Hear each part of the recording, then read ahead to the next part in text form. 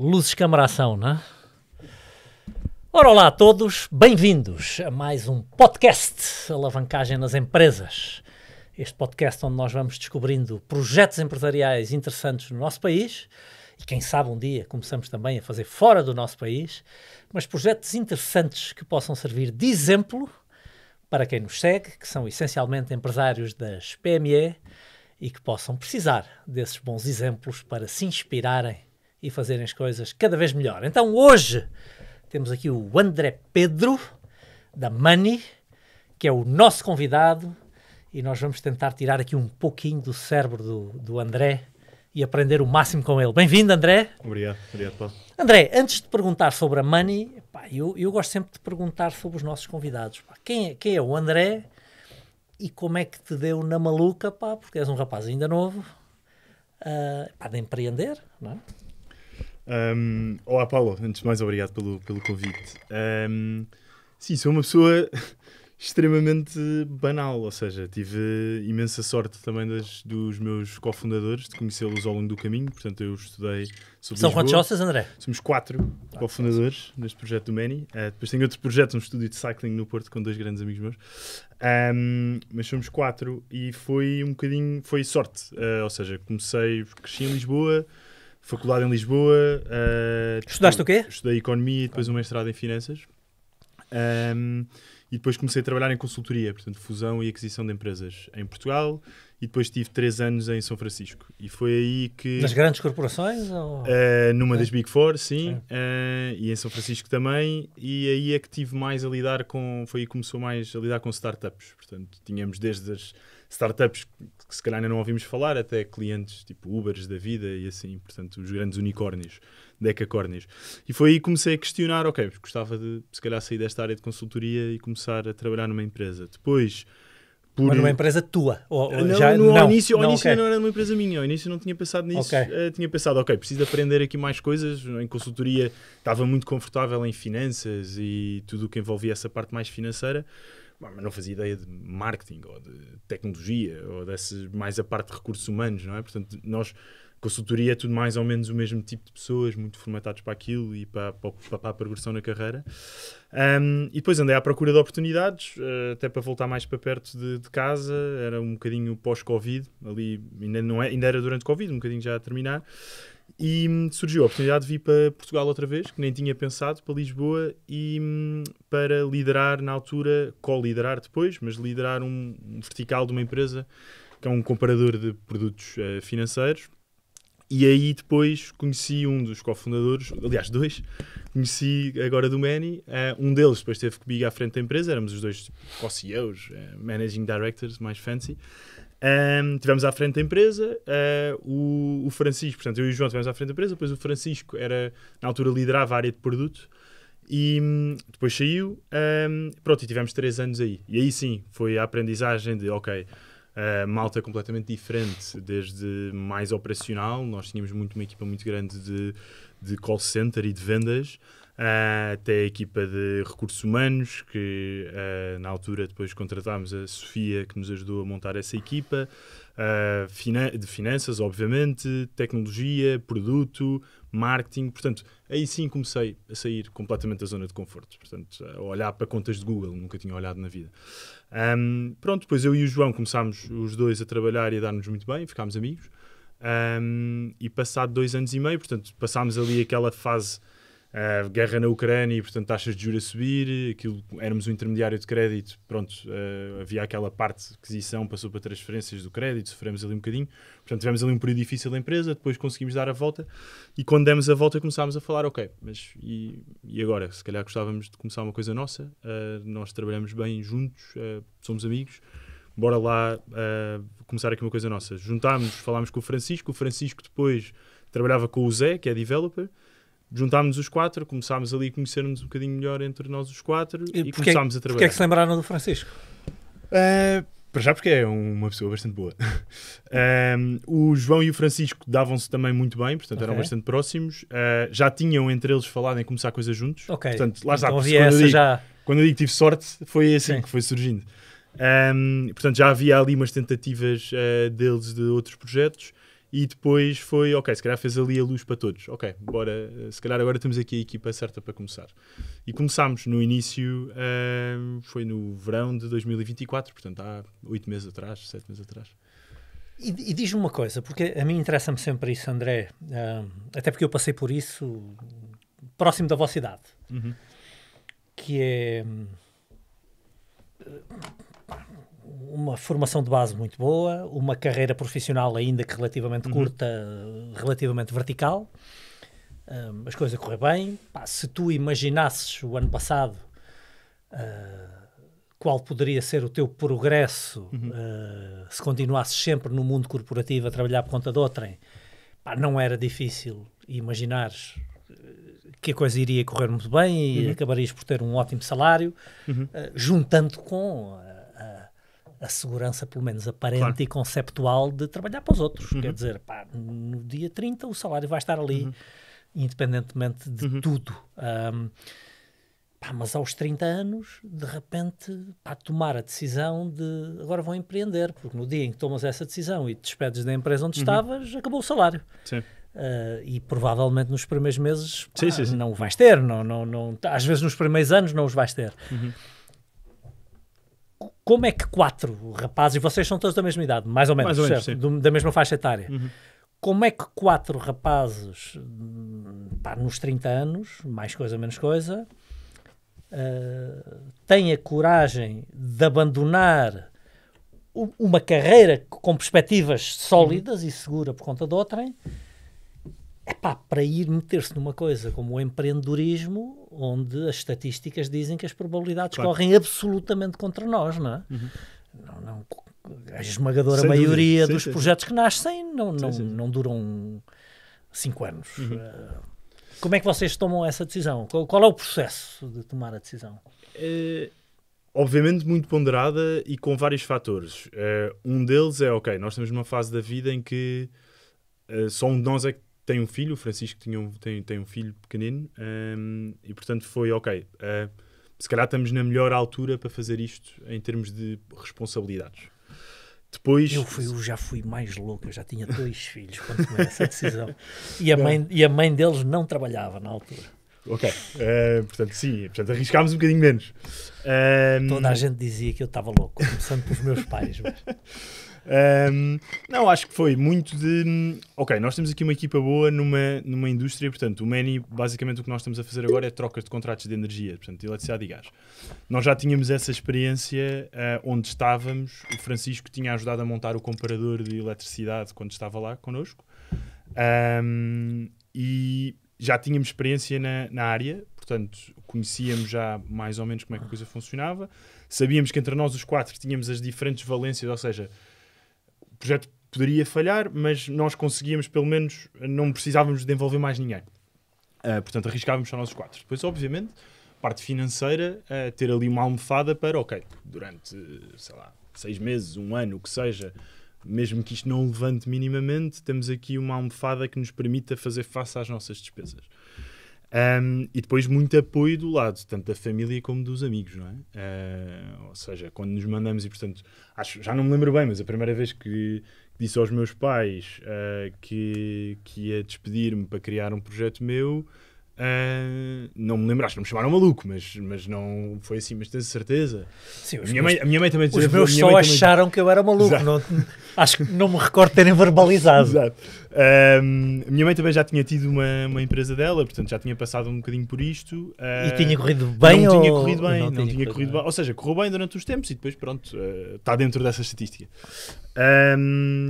Por isso, acho que é um bocadinho um conjunto, não é? Foi, ok, estamos aqui os 4 temos aqui uma almofada financeira que nos permite, queremos fazer isto, se queremos muito, temos aqui, ok, acho que foi um bocadinho, correndo mal, é um ano, é o nosso MBA, não é? Muita gente em consultoria vai fazer um MBA durante um ano e gasta a linha do MBA. Correndo mal, pá, daqui a um ano, olha, temos que voltar ao mercado de trabalho, não é? Portanto, foi um bocadinho assim com ligeireza, de, ok, bora ver o que é que dá. Pronto, e depois começou a correr bem. E agora tem estado a correr lindamente e, portanto, vamos ver as próximas fases. Sim. Bem, é engraçado que eu às vezes, quando falo assim com rapaziada que está naquela dúvida, tem vontade de empreender e principalmente assim, rapaziada mais jovem, eu às vezes pergunto-lhes, e qual é o pior cenário possível? Vocês pensaram isso? O pior cenário possível é temos as poupanças a zero, tem que ir... contrair alguma dívida, temos que contrair alguma dívida, no pior cenário possível. Temos que voltar para uma carreira, se calhar vamos ter que descer um bocadinho na carreira, se calhar, ou então não, se calhar depois até o empregador até acha graça nós termos tentado, portanto se calhar até pode correr bem, mas pronto, no pior cenário possível vamos ter que descer um bocadinho de carreira, vamos ter que fazer um trabalho que se calhar não gostamos assim tanto, só para ganhar dinheiro. E depois, sei lá, o mais grave na vida é não ter saúde, não é? Depois o resto... E é exatamente por isso que eu costumo fazer essa pergunta às pessoas, que é, achas que vais passar fome? Achas que vais dormir na rua? Felizmente, acho que não é? No pior cenário, nos piores, vamos imaginar o pior cenário de todos. Os meus pais têm uma casa, eu ia viver para a casa dos meus pais. Pior de todos, não é? Pronto. Felizmente, há pais que nos deixam voltar para casa. Exato.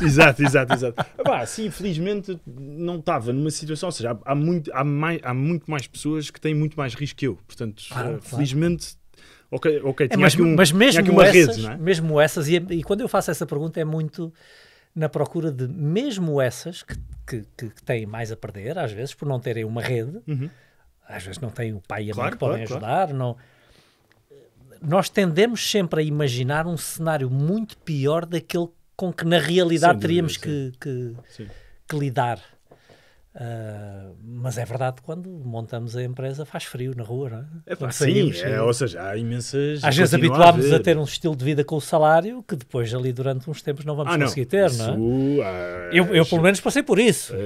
Férias assim fora, pronto, eu sei que fazer férias fora, infelizmente em Portugal também já é um sinónimo um bocadinho de privilégio hoje em dia, mas férias fora, pronto, acabou. Ou aquelas ir assim a um restaurante assim um bocadinho mais caro, se calhar já pesa, é o dobro, não é? Já pesa muito.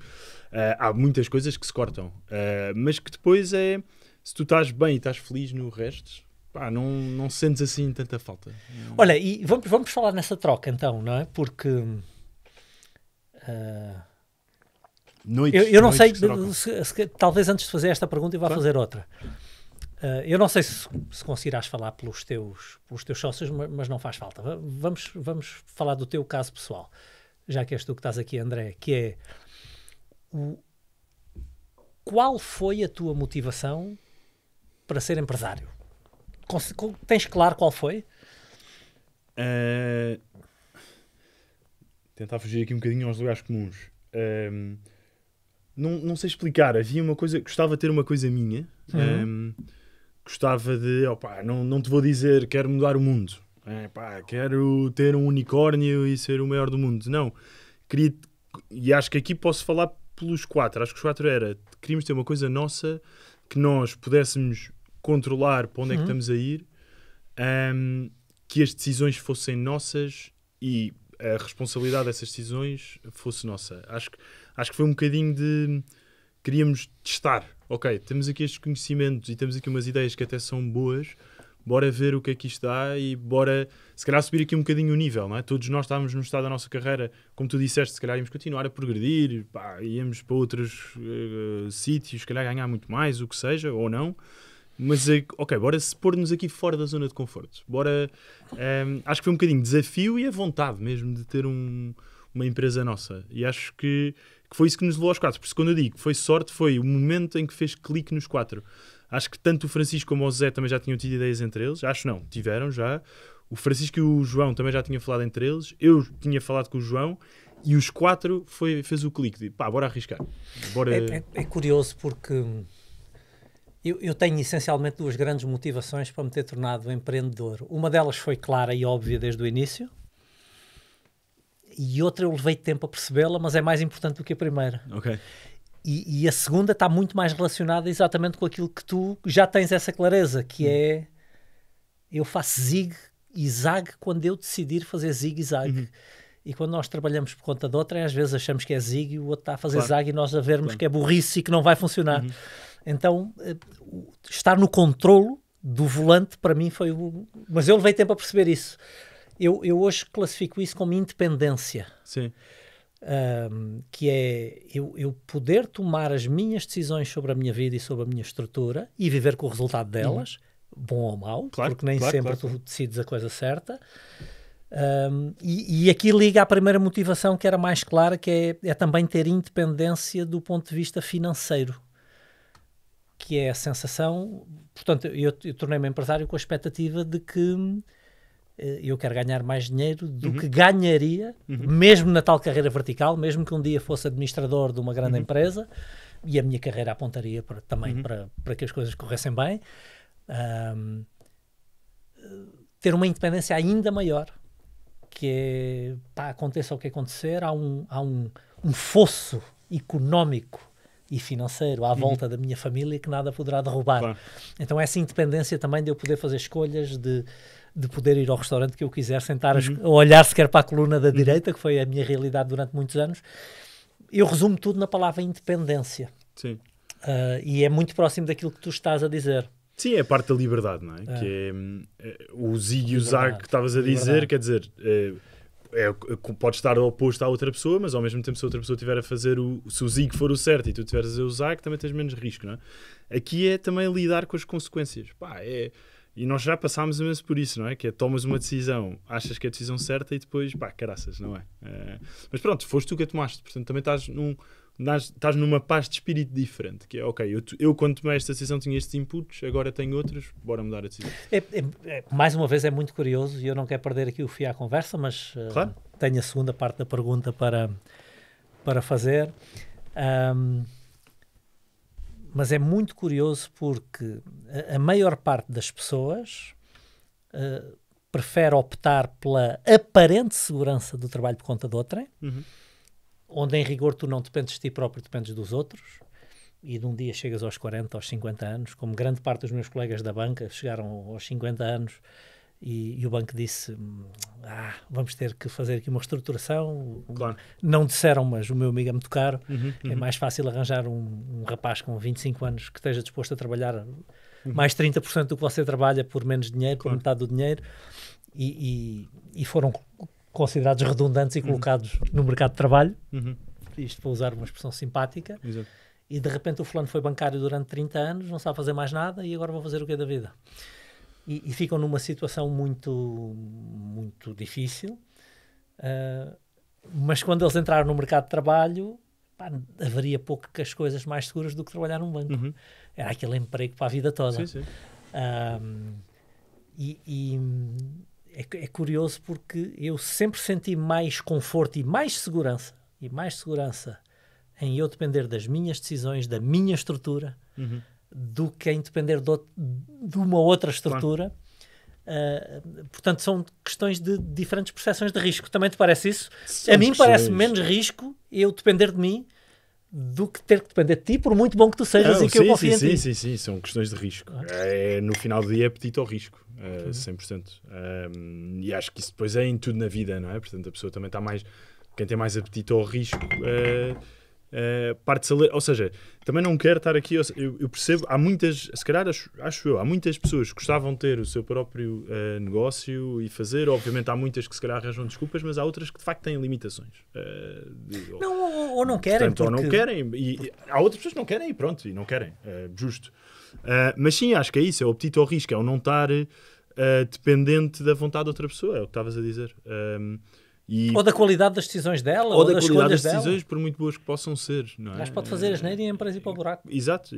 E agora ok, fazes a asneira, a empresa vai para o buraco, mas no final do dia, pronto, nós... Eu se tiver que um dia ir para o buraco, seja pelas minhas asneiras, não pelas asneiras dos outros. É curioso isso. Olha, e vamos falar aqui do lado financeiro, que nesta sociedade as pessoas não gostam muito de falar nisso, mas eu acho que é importante quando falamos de empresas. Vocês também têm a expectativa de que a médio e longo prazo isto tenha um impacto financeiro positivo nas nossas vidas pessoais, certo? Claro, sim, tivemos essa conversa, quer dizer, nós agora, eu estou aqui ontem, nós tornámos público, fizemos agora uma ronda de financiamento com VCs.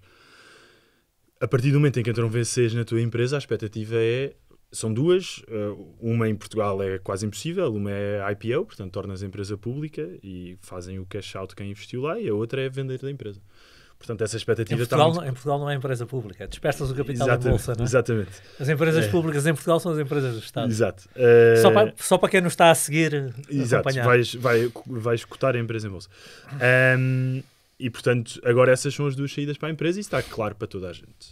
E, obviamente, são as duas boas saídas no sentido financeiro, que é nós, neste momento, somos donos de uma empresa, em conjunto com 3 fundos de investimento. Todos nós queremos fazer dinheiro a X tempo.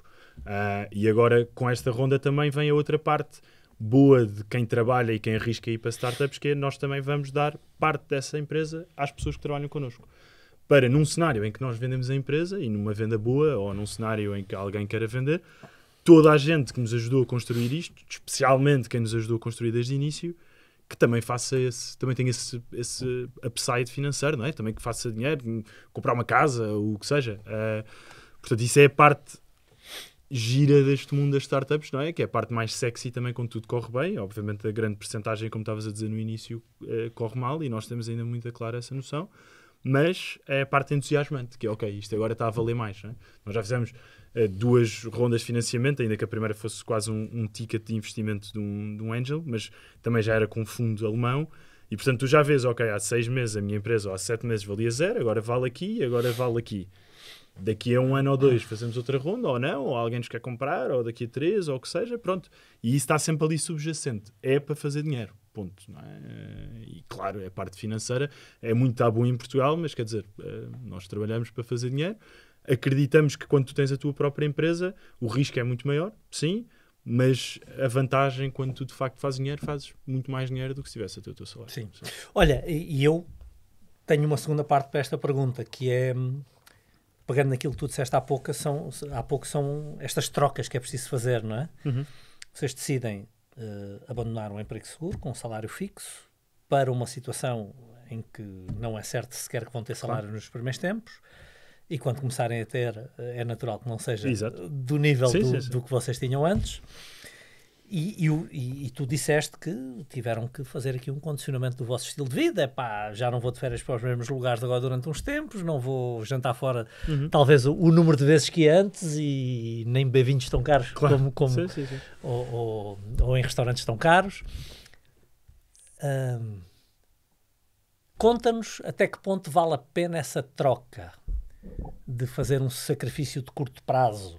Esperamos que seja o mais curto possível, mas que em rigor não sabemos quanto tempo é que é o curto prazo, não sabes se é 1 ano, se é 2 anos, se é 3 anos, mas fazer esse sacrifício na expectativa de uma coisa que não é segura, que é que isto corre muito bem e que daqui por uns anos fazemos aqui uma saída e ficamos milionários. Acho que a primeira coisa é, de facto, acho que de facto o que há bocadinho falarmos disso, que é estamos a fazer o não só é nosso, mas gostamos do que estamos a fazer. E por isso, tu não te importas. E é o que acontece, sei lá, se te convidarem para 2 planos, os 2 planos no mesmo dia, à mesma hora, tu vais optar à partida pelo que gostas mais. E portanto, neste momento, o que aconteceu na nossa vida foi, por muito que gostemos de ir jantar fora, beber copos, o que seja, isto dá-nos prazer. Nós gostamos, ou seja, nós temos reuniões e continuamos a ter reuniões online até à meia-noite, 1 da manhã, 2 da manhã, mais o Zé e o Francisco, agora nós vamos lançar a nossa app, têm feito muito mais horas à noite. Pois obviamente adaptamos a quem gosta mais de trabalhar mais à noite e outros mais cedo. Acho que aí não pesa, porque nós estamos a fazer aquilo que gostamos de fazer. Obviamente, felizmente nenhum de nós teve que fazer aqueles sacrifícios de faltar ao aniversário da mãe ou ao casamento não sei quem, não. Ainda. Não, mas estás a fazer aquilo que gostas e portanto e estás a ver as coisas a crescer. Isso aí é muito bom, é giro. Tivemos a sorte de estarmos a ver as coisas a crescer, obviamente, com o nosso trabalho, mas isso é o que te dá também, ok, agora próximo, agora amanhã se calhar tem que ser outra vez à noite, bora. Ou durante o dia, tens de estar ali focado. Depois também temos tido. Vocês estão com quantas pessoas agora? Somos 14, temos mais 3 pessoas a entrar agora Portanto, somos nós os 4 mais 10, temos mais 3 pessoas agora a entrar nas próximas semanas e a expectativa é nas próximas semanas continuarmos ainda a contratar mais algumas. Boa. E vamos falar um bocadinho mais dessa visão para o futuro que vocês têm. Com a entrada dos Venture Capitalists, pronto, temos 2 saídas alternativas. Uma será a oferta pública de venda, para usarmos aqui os termos em português. E outra eventualmente será alguma outra estrutura, normalmente maior, que sinta que é estratégico comprar o vosso negócio. Não sei o que é que podes ou queres contar em relação a isso, mas vocês têm um plano para isso? Quão bem pensado está? Quanto detalhe vocês já dominam? Prazos, valores? O que é que a empresa precisa de ser para que isso aconteça? Não temos um plano para a saída ainda, portanto, nós agora... Mas os capitalistas de risco que entraram vão ter expectativas, não? Sim, tens sempre o prazo do fundo, não é? Até o fundo fechar, ou no fundo, quando tiver que liquidar, à volta disso, 6 anos, 5, 6 anos, depende depois de quando é que foi investido. Mas há isso, depois o fundo obviamente pode ser prolongado. Portanto, há esse prazo, que é o normal nas startups. Não temos ainda um plano para a saída. Agora o plano que temos é nós este ano queremos entrar no mercado espanhol. Portanto, mas tem um plano daquilo que precisa pelo menos de acontecer nos próximos 5 anos, até para os capitalistas recuperarem o... É crescer rápido. Agora é pé no acelerador e crescer rápido. Tens um plano, tu sabes qual é que é o mínimo que os fundos querem ter de retorno. Portanto, sabes qual é que é o mínimo. Se chegar uma oferta... Estamos a falar neste fundo de quanto? Qual é o retorno que eles pretendem? O mínimo que eles começam a olhar para uma oferta há de ser à volta de 6, 7 vezes. Portanto, 500%, 600% de valorização. É o mínimo que considera. Ou seja, obviamente pode ser por menos, mas vindo uma oferta que, não, a expectativa deles é essa. Agora pode não se materializar. Exatamente. Não é? Da mesma maneira que pode ser maior no final. Pode ser maior. Agora não faz sentido vender isto porque é muito... Só para quem nos está a seguir ou entender a conversa. Mas sim, portanto, sabes mais ou menos a ideia. Acho que, obviamente, depois é sempre uma conversa. Nós temos agora, estamos a passar por essa parte mais legal, não é? De fazer o board e as pessoas a discutir, o conselho de administração, etc.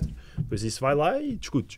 Agora, o plano que nós temos é o plano de crescimento a 3, 4 anos. Portanto, ok. Então conta-nos um bocadinho, o que é que podes abrir sobre isso? Disseste-nos que queres ir para a Espanha agora? Sim, ou querem ir para a Espanha? Nós começámos com um site, não é? Portanto, é basicamente a plataforma online. As pessoas vão ao site, many.pt, fazem a troca de contrato, dão-nos a nós a permissão, se quiserem, que nós façamos a gestão do contrato automaticamente.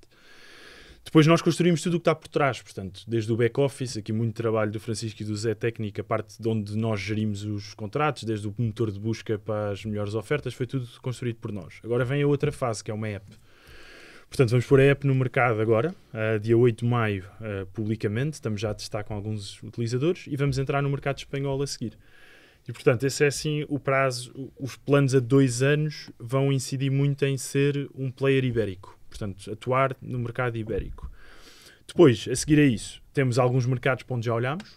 Já fizemos análises mais detalhadas, tipo o mercado italiano, o mercado francês, o mercado americano está-se a liberalizar na eletricidade, o brasileiro também está a passar por isso, já olhámos para isso.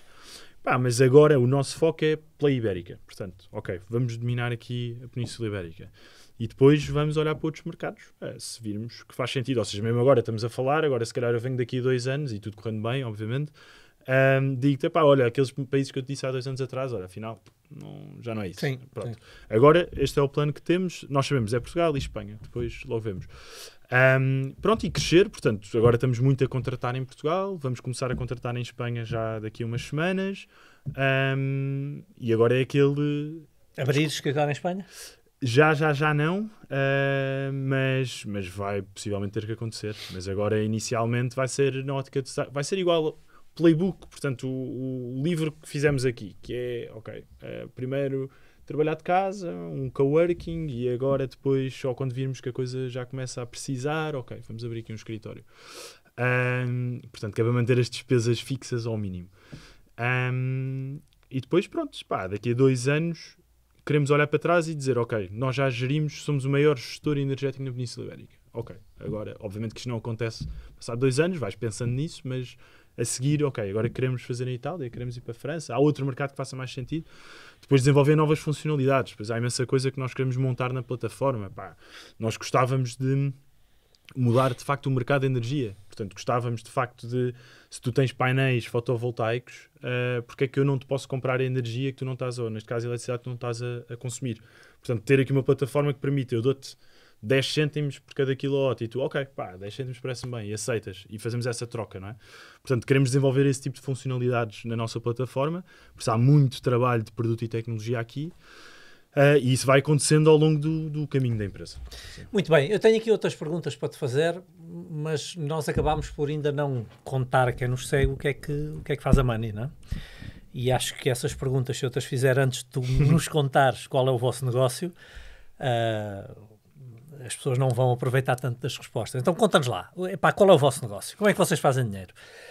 Qual é a proposta de valor? Que problema é que vocês resolvem no mercado? Ou que valor é que vocês levam aos vossos clientes? O problema agora que nós resolvemos é o preço que as pessoas estão a pagar por eletricidade e gás. Ou seja, se tu fores... Eletricidade e gás, as duas coisas. Eletricidade e gás. Energia. Energia. Portanto, a conta que todos nós, quem tem uma casa, tem em casa todos os meses e que às vezes acha que isto foi só 20 euros ou 30 euros ou o que seja, mas que podia ser muito menos do que isso.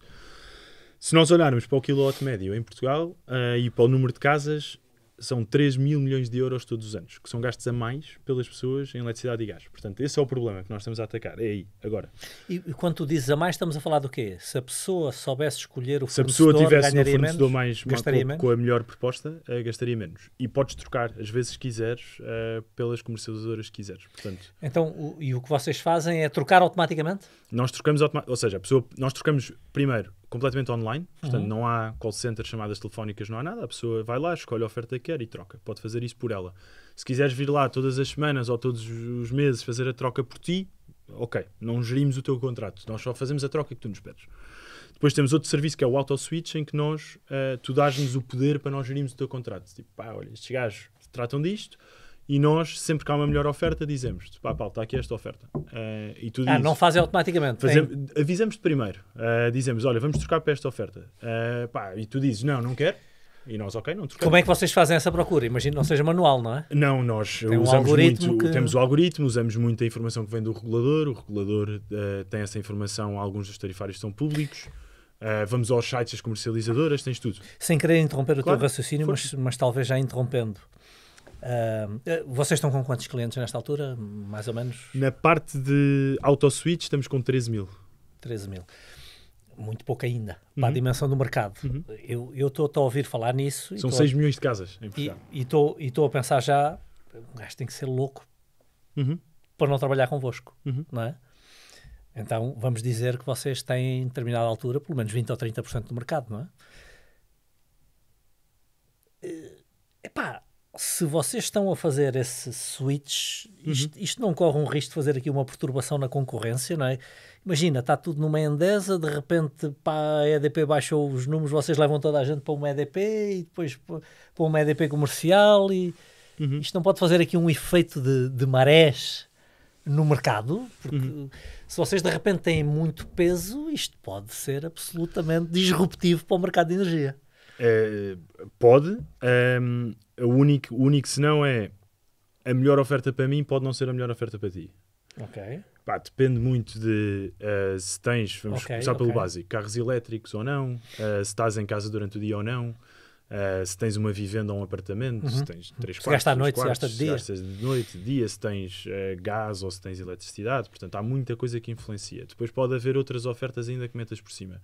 Se fazes compras no Continente ou no Pingo Doce, portanto ainda há muita coisa fora da eletricidade que pode influenciar o que pagas. Uma empresa de energia comprar-vos para que vocês parem de lhes pisar os calos, talvez não fosse autorizado pela autoridade da concorrência. É possível que não, quer dizer, e nós neste momento... Porque vocês acabam por fazer aqui de reguladores do mercado. Mas nós também trabalhamos muito com as comercializadoras, ou seja, nós não queremos a imagem de estes gajos são péssimos para as comercializadoras, ou seja, para nós é o cliente, é o preço justo pela energia, é o slogan que nós temos.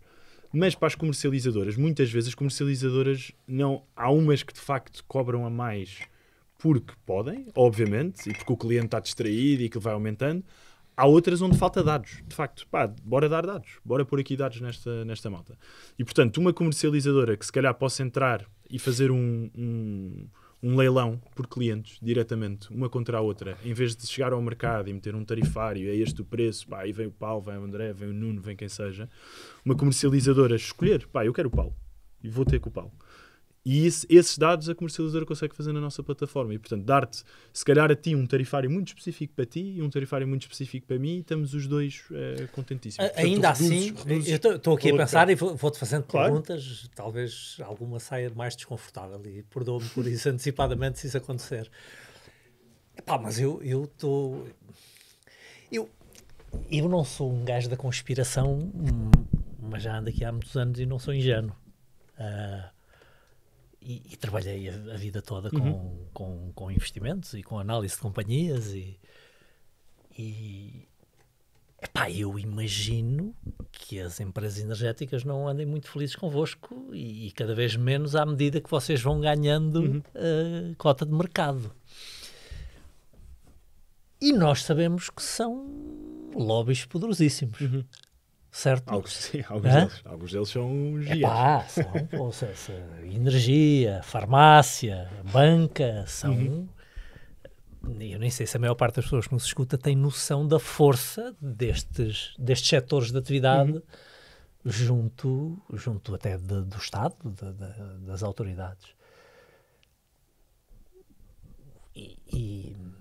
Agora eu estava a lembrar-me de um amigo meu colega da MBA, que foi um dos primeiros fulanos a trabalhar com a internet em Portugal. Ele tinha uma empresa que era esotérica, isto não é do teu tempo. Eu era mais novo do que tu quando isto aconteceu. És capaz, devias ter acabado de nascer ou coisa que o valha. E a concorrência dele era, na altura, a Portugal Telecom. Eles tinham que andar fugidos para passar cabo, que era um direito que eles tinham. Para passar cabo. Sim. Na altura era tudo assim. E tinham que andar fugidos. Quase como se fossem ilegais quando não eram. Era perfeitamente legal. Fizeram-lhes uma guerra na altura absolutamente brutal. Eles acabaram de ter que vender a empresa e ganharam muito dinheiro com isso. Mas foi muito duro. Ele contava histórias inacreditáveis. Isto para te perguntar o quê? Vocês já pensaram nisso? Que podem, quando tiverem uma dimensão maior, estar a incomodar pessoas que vos deem trabalho? Epá, já pensámos nisso, obviamente, e é aqui uma relação sempre de muito amor-ódio com as comercializadoras também. Agora, há aqui coisas muito positivas, que há de facto uma vontade. Eu acho que as comercializadoras já perceberam, algumas mais do que outras, que o mercado vai mudar. Portanto, o mercado vai mudar. As pessoas estão cada vez mais atentas, também muito mais internet, o que seja, e portanto os call centers já começam a não fazer sentido, o porta a porta já mas mudar para trabalho. Se eu tiver que mudar trabalho, sim, para esta e para a outra, toda a hora me ligam de uma e outra empresa a dizer, olha, nós sabemos que está a pagar mais do que pagaria connosco, quer mudar, mudo, mas depois é preciso vir recolher, então tem que nos fazer chegar isto e tem que fazer chegar mais aquilo. Mas é sempre a mesma documentação. Mas eu às tantas digo, estão nas tintas para isso, bolas não tenho à mão, não sei onde é que está.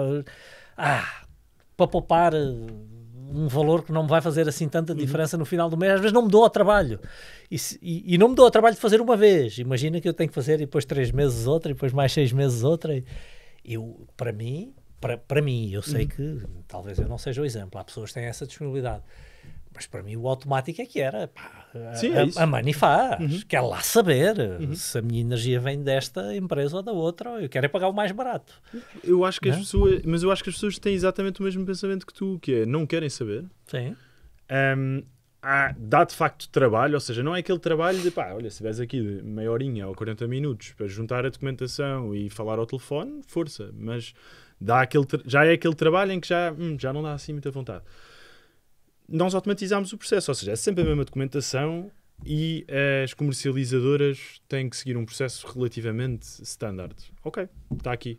Eu tenho a documentação do cliente, nós temos prova de IBAN, Eles para receber... Eles facilitam, recebem, não é? Mas isso nós temos sofrido, ou seja, já tivemos que ir pessoalmente a lojas de comercializadoras porque o vosso mecanismo não pode ser. Então, mas pode ser para aceitar e agora não pode ser para sair. Não, ou para mudar dentro do mesmo tarifário, ou já nos trocaram. Nós queríamos um e-mail para a pessoa. Portanto, para também proteger, por um lado, para manter o sistema ativo, para receber as faturas, e por outro, porque protege contra spam das pessoas. Nós tivemos uma comercializadora que mudou os e-mails todos. Das pessoas mudou os e-mails para o e-mail pessoal. E nós, de repente, nós perdemos acesso às faturas, as pessoas, de repente, achavam que nós tínhamos um mecanismo, nós não tínhamos, é ilegal, tu não podes mudar o e-mail sem permissão da pessoa, e de repente estavam-nos a dizer, não, mas vocês não podiam ter posto este e-mail, e nós, mas vocês aceitaram. Sim, para trazer. Ilegal é vocês mudarem. Portanto, nós temos estado a sofrer já algum vão-nos picando um bocadinho. E vamos continuar a ser um bocadinho. A nossa ideia é, o mercado tem que mudar e sejamos nós ou seja outro, o que venha, o mercado vai mudar. Ou seja, a União Europeia incentiva a que as pessoas mudem. A ERSE, nós estivemos reunidos com a ERSE, portanto, que é a entidade reguladora dos serviços de energia, querem que isto mude, querem que as pessoas alterem o contrato. Portanto, as comercializadoras, eu se estivesse numa comercializadora, não era parceria comigo, era com todos e dizia, ok, malta, nós fazemos os clientes, eu se calhar não vos pago pelos clientes como pagava há 15 anos atrás, justo, pago-vos pelo que os clientes consomem. Quanto melhor o vosso trabalho, menos margens eles vão ter, menos podem remunerar-vos, não é? Mais ou menos, porque olha, não preciso de uma equipa operacional, eu como comercializador não preciso de uma equipa operacional a auditar processos, basta-me auditar o processo da Many ou do Zeni, o que seja que apareça, audito o processo uma vez, está auditado, se cumprir esse processo está feito. Eu não preciso de equipa de back-office, não preciso de gastar em marketing, que tu vês, campanhas de televisão, o que seja, não preciso, porque posso-me focar no preço. E ali é que se calhar aquilo faz diferença, ou nas parcerias que eu arranjo, os descontos no continente, o que seja, e isso é onde nós queremos chegar. Portanto, nós sabemos que o projeto já foi discutido, acho eu, em todas as comercializadoras, e depois tu vês quais é que são as que estão de facto a jogar o jogo de ganhar dinheiro com ir aumentando os preços. E nós já tivemos mais de 200 mil faturas que já passaram pelo nosso sistema. E nós vemos muita bandidagem nos preços de energia. Muita bandidagem. Malta com tarifas sociais, que depois tem preços muito maiores. Ok, tens a tarifa social, que é o Estado a pagar, ou o que seja, não é? Mas depois tens o preço muito maior no quilowatt-hora. Então isto não faz sentido. Se a pessoa precisa de tarifa social, é para ter um quilowatt-hora mais baixo. Isto revolta-nos. E quando vemos isto, aí é que é tipo, não, isto tem que mudar. Exatamente. Temos aqui também uma missão de intervenção social, não é? Sim. Boa. Olha, e diz-me uma coisa. Começou há 8 meses o projeto? Estão a comercializar há 8 meses, é isso? Estamos desde setembro oficialmente no mercado. Portanto, julho e agosto estivemos a desenvolver com família e amigos. É muito curto ainda. Então esta pergunta terá um lado também de provocação, porque não é muito sólida em termos de sustentação teórica, que é com uma proposta de valor, para mim é um no-brainer isso, eu não vejo porque é que alguém não há de querer comprar.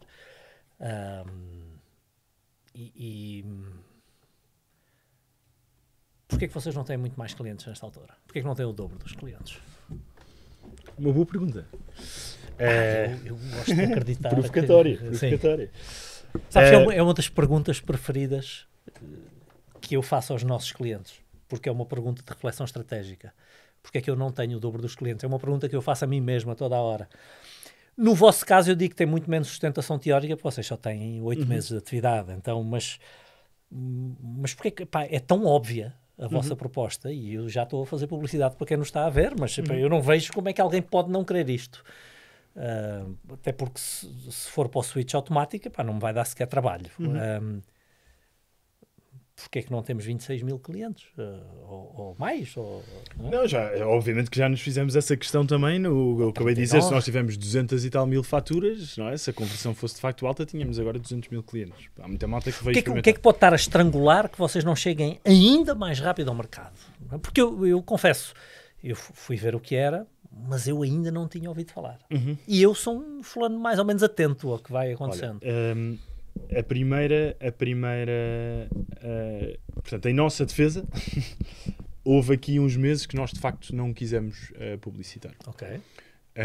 Nós aparecemos em setembro, quando lançámos, saímos aí num ou 2 jornais online, e em outubro tivemos num canal de televisão. Já fizeram televisão? Não fizemos televisão, então fomos a um programa conhecido, um dos 4 canais de finanças, e entupiu. Não tiveram capacidade de tratar o que chegava?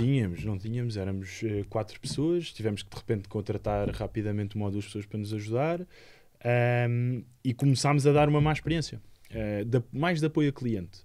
Portanto, demorávamos muito a responder, andávamos nós todos a fazer apoio a cliente até altas horas e íamos respondendo. Houve muitos clientes nossos que receberam respostas nossas por e-mail domingo à meia-noite, 1 da manhã. E não estávamos a dar uma boa experiência. Então o que nós fizemos foi, não vamos calar-nos agora, vamos tratar deste pico grande que tivemos e vamos primeiro perceber. A nossa ideia era, primeiro é o product market fit, portanto, é ver se tens fit de mercado, se o teu produto, se a malta recebe o teu produto. E provámos aí que sim. Aliás, não provámos aí, provámos nas semanas e nos meses seguintes, que era todos os dias entravam centenas de clientes sem nós fazermos absolutamente nada. Portanto, era o passo à palavra. Começámos a ver, vimos uma coisa gira no Natal, tivemos um pico também de clientes, que era as pessoas iam a jantares de Natal ou o que seja e falavam. Tive pessoas, amigos meus a falar comigo a dizer, olha, vieram-me falar da tua empresa. E portanto, aí é que nós percebemos, ok, isto tem fit de mercado. Portanto, se tem fit de mercado, vamos fazer duas coisas. Uma, contratar mais pessoas. Duas, acelerar isto e, portanto, ir procurar investimento. E foi isso que nós fizemos. Fomos procurar investimento. O investimento ficou concluído há 2 semanas. Por isso, agora sim. Agora é ok. Vamos tentar ir buscar mais clientes com marketing, com chegar a mais pessoas, com a mostrar o nosso produto, com, obviamente, ir melhorando o produto. Portanto, nós também, quando lançámos, como aquilo estava ainda em fase de teste, nós sabemos perfeitamente, nós temos um produto e estamos muito orgulhosos dele e é um produto muito bom. Mas pode melhorar. Pode melhorar, não é? Nós sabemos disso. Portanto, muitas coisas que os clientes nos disseram, por exemplo, agora a app... Sim, com feedback, com a utilização, é um produto que se auto-melhora. A app era para sair em janeiro. A app era para sair em janeiro. Com o número de clientes que nós tivemos, nós tivemos que nos focar noutras coisas, a app foi um bocadinho posta de mais para a frente. E, portanto, foi por isso. Ou seja, isso é a resposta mais defensiva, que é, ok, nós também não quisemos. Agora, preferia estar aqui a falar contigo com 30 mil clientes, obviamente, não é? Portanto, acho que há ainda alguma inércia do mercado que nós ainda não conseguimos explicar. Ou seja, nós ainda não conseguimos explicar bem, se calhar, o nosso produto. Há muito medo. Tu basta olhares para o mercado de energia em Portugal. 65% está tudo na mesma comercializadora, não é? Porque as pessoas têm medo, porque ainda acham, este comercializador, se eu mudar, agora vou ficar sem luz. Não, vão tirar a luz. Exato. O maior também já não é português. Portanto, mas as pessoas ainda reconhecem essa identidade. Ainda há esse medo também das pessoas. E depois há uma faixa que nós sabemos que não vamos chegar. Uma faixa de clientes nós não vamos chegar, que é troca online, digital, automática. Uma faixa de clientes, se calhar, dos 60 para cima, não querendo generalizar, mas que nós, não é o típico cliente. Pronto, é o que é. Olha, e mais uma pergunta aqui com alguma dose de provocação, mas no sentido positivo da reflexão, que é... vocês não têm concorrência, certo? Temos as próprias comercializadoras também acabam por ser concorrência. Tens os comparadores via de call center que te ligam a vender-te contratos também. Agora, uma concorrência assim totalmente online e automática não temos. O facto de vocês estarem a crescer a um ritmo que eu não vou chamar lento, tá? Mas que poderia ser muito mais rápido se vocês têm tido um funding inicial muitíssimo maior. Se em vez de serem 4 amigos com recursos limitados de particulares, com a idade que vocês tinham, tem sido já uma organização grande que chegasse lá. E quanto é que a gente precisa para fazer 1 milhão de utilizadores em, sei lá, nem sei o que é que será viável, 18 meses, sei lá. Isto não pode abrir aqui uma oportunidade a uma concorrência aparecer? Porque eu acho a ideia tão boa. Vocês já pensaram nisso? De repente pode aparecer aí um grupo muito grande e monta uma coisa igual, mas com muito mais dinheiro do que nós. O grupo grande com muito mais dinheiro do que nós, já pensámos nos cenários de concorrência, claro. Quanto mais peso vocês ganharem, mais depressa esse grupo vos compra do que montam uma coisa de raiz, não é? 6 ou 7 vezes de retorno. Exatamente. Não, mas já pensámos em concorrência, obviamente. A parte positiva que traria ao mercado é, abriria mais o mercado a mudanças de contrato e, portanto, aí, estamos a jogar um jogo do nosso produto tem que ser melhor, aí temos que chegar a mais gente, versus estarmos sentados às vezes não é um produto melhor, às vezes é melhor marketing. Não, ou melhor marketing. Não, sim, obviamente. Mais capacidade de não criar um bottleneck na entrada, não é? Mas ao mesmo tempo também abriria ao mercado, não é? Portanto, provava às pessoas. Sim. Ao mesmo tempo, se aparece alguém a investir em televisão a dizer, pode trocar, se calhar nós íamos também beneficiar desse marketing. Agora, Sim, e sabemos que vai aparecer, mais cedo ou mais tarde. Já temos visto algumas coisas pequeninas que vão aparecendo. Nomeadamente quando vocês chegam à Espanha e a luta lá é muito mais feroz. A luta é muito mais feroz. Já falámos com empresas que também, algumas já tentaram e que depois optaram por ir para o mercado mais de empresarial, portanto, negociação empresarial, porque no mercado de consumidores é muito mais feroz. Temos um mercado muito grande de empresas por telefone gigante, e a maior empresa em Portugal, que ninguém conhece, mas que ligam muitas vezes, é espanhola, e portanto lá tem milhares, se não milhões de clientes. Portanto, sim, é um mercado diferente. Pensámos nisso, a questão de Espanha, ok, agora entramos em Espanha, isto não tira o foco de Portugal. Nós podíamos querer ganhar o mercado português, tranquilos, agora vamos para a Espanha. A decisão não deve ser fácil. Discutimos muito isso. Em termos de timing até, que é qual será o timing ideal? Ir agora enquanto ainda não temos um grande lastro em Portugal, mas chegar lá enquanto não há ninguém a fazer exatamente o mesmo? Ou primeiro construir aqui uma base mais sólida, mas correr o risco de alguém lá chegar primeiro e ser o first mover, não é? Tivemos muito essa discussão. Sim. E como deves calcular agora com a parte do investimento... E quando tomaram a decisão não sabem se vai ser a certa. Não sabemos qual vai ser a certa. Mas olha, voltando ao início da conversa, mas é a nossa decisão. Exatamente. Ninguém sabe. Exato. Como os melões, só depois de abrir é que a gente vê se estava bom. Mas sim, acho que foi mais para já, o mercado de energia é ibérico, portanto, logo aí dá-nos uma vantagem de mesmo o processo em si é relativamente semelhante. Em Espanha até é mais digital. Tivemos muito empurrão também dos investidores agora, portanto, quando tu entras nesse mundo, foi uma coisa que os 4 fomos descobrindo, obviamente. Quando entra uma VC, a questão é acelerar e é crescer rápido, não é? Portanto, para crescer rápido, porque é que nós... Eu lembro, nós tivemos uma reunião... Que porcentagem do capital é que eles tomaram? Uma reunião muito dura. Tomaram uma boa porcentagem. Nós ficámos com uma boa porcentagem, eles tomaram uma boa porcentagem. Ok. Não, mas tivemos uma reunião com eles, ainda na altura estavam decididos a investir, e olha, da mesma maneira que tu me perguntaste agora, mas porque é que não tem 26 mil clientes, eles desafiaram-nos e disseram, mas porque é que não estão em Espanha já?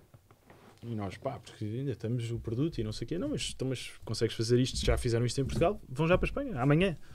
E nós saímos de lá a pensar, nunca na vida estes gajos vão investir em nós, olha... Sem a expectativa não correu assim, não, até achámos mesmo, olha, vão dizer que não, aquilo era a última reunião, era o comitê de investimento, antes de decidirem se investem, tens que ir ao comitê de investimento. E nós saímos de lá, estávamos 2 de nós e saímos de lá a pensar, isto se calhar não correu assim tão bem. Ou seja, 95% correu bem, menos esta pergunta. Mas porquê é que não estão em Espanha? E depois nós começámos, porquê é que não estamos em Espanha? Estes gajos são malucos da cabeça, o que é que eu estou a fazer em Espanha agora? E depois começámos a maturar a ideia. Portanto, muito agora de acelerarmos essa ida para a Espanha, obviamente já vem com essa pergunta desconfortável dos investidores. Não vamos saber se é certo, mas... posso dizer que estamos... a empresa toda está muito entusiasmada com isso. É um mercado diferente, não sabemos. Maior, mais duro, mas... Muito maior. Mas quem sabe vos dá também outro músculo para poderem depois pensar eventualmente noutros países, quem sabe. Muito bem, olha, o tempo passa muito rápido nestas conversas, a gente nem dá por isso. Deixa-me colocar-te uma última pergunta, porque não temos tempo para mais, que é, vocês começaram com eletricidade e gás. Passa pela vossa cabeça largarem isto a mais algum produto? E se sim, não precisas dizer qual é, mas ou não, nós vamos fazer só eletricidade e gás. Estou-me a rir porque isto parece que estou outra vez a falar com os investidores, porque as perguntas estão a ser muito parecidas. Olha, isso corre a meu favor. Corre a teu favor. Já fomos desafiados a isso, já olhámos muito superficialmente. Neste momento, posso dizer que não. A ir a fundo em energia, há muita coisa para fazer em energia. Sentimos que Portugal, apesar de estar muito avançado em questão de produção de energia renovável, Portugal e Espanha, e olhamos para os preços e vês os preços na Península Ibérica versus os preços no resto, na Europa Central, mas ainda há muita coisa para fazer para o lado do consumidor. É um mercado, quer seja lobbies ou o que seja, mas com muito antigo, relativamente opaco. As faturas são documentos às vezes imperceptíveis. Há muita coisa para fazer, desafiar o regulador, desafiar o distribuidor. Há um distribuidor que é único e que até tem vindo a fazer um excelente trabalho, bora ainda fazer mais coisas. Portanto, há muita coisa. Agora, olhas para as telecomunicações e não percebes o que que raio de mercado é que está ali, não é? Quer dizer, os preços são todos iguais, temos que ter trocaram a box de casa, a box funciona pior do que funcionava há 5 anos atrás e eu pago mais. Também eu. Portanto, deixei de ter internet. Eu não consigo andar para trás na televisão. Estou em casa com dados móveis agora. Portanto, há ali um mercado, há a questão da fidelização, vamos ver se isso muda ou não. Ainda ontem estava a desabafar por que raio é que estes gajos vêm a mudar isto. E de todas as vezes que mudam fica pior. Fica pior. Eu também sinto isso. A minha estava impecável e obrigaram-me a mudar. E eu não quero, eu estou contente. É mais bonita. Muda. Tem colunas incorporadas, mas eu não quero. As colunas de televisão já servem. Não sei se será a mesma, mas... É capaz. Elas também andam todas atrás umas das outras. É tudo igual. Já olhámos. E seguros também é um mercado que pode fazer sentido. Agora, nas telecomunicações somos abusados. Claramente. Agora, são mercados também que ainda estão num estado diferente e agora a nossa especialidade é a energia. Portanto, lá está, outra vez. Daqui a 2 anos podem desenvolver um know-how que com o tempo faça sentido mudar. Neste momento, digo-te que não. Sim, senhor. Grande André, obrigado por teres vindo. Obrigado por teres vindo. Foi uma super conversa. Sem desfazer em nenhum dos nossos convidados anteriores. Foi uma das mais giras que aqui tivemos e para mim é sempre gratificante ver a rapaziada mais nova estar a seguir também este caminho do empreendedorismo, até porque eu não sei se isto é de facto uma tendência que vai aumentar. Eu vejo de facto que a vossa geração tem uma mentalidade um bocadinho diferente da minha, não é? E este é o habitual choque de gerações e quando digo diferente, obviamente não estou a dizer que é pior. Mas eu não sei como é que vai ficar o empreendedorismo na vossa geração. Estou curioso para ver, ainda hei de catar uns anos para poder acompanhar isso. E depois da geração seguinte, que há de ser a dos teus filhos, não é? E obrigado também a quem nos seguiu aí desse lado. Já sabem que nós tentamos trazer sempre aqui os casos mais estimulantes e com maiores aprendizagens, porque da mesma maneira que eu aprendo imenso em todas estas entrevistas, não é? Hoje chama-se podcasts, não é? Estas coisas fazemos para que quem nos siga, para você que está aí desse lado, possa tirar por um lado inspiração, mas por outro, que é aquilo que nós fazemos, é educação, não é? Formação.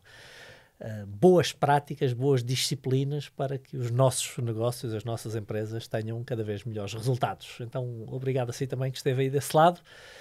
Continua atento que nós vamos aparecendo aqui com o nosso podcast cada vez mais vezes. Um abraço a todos.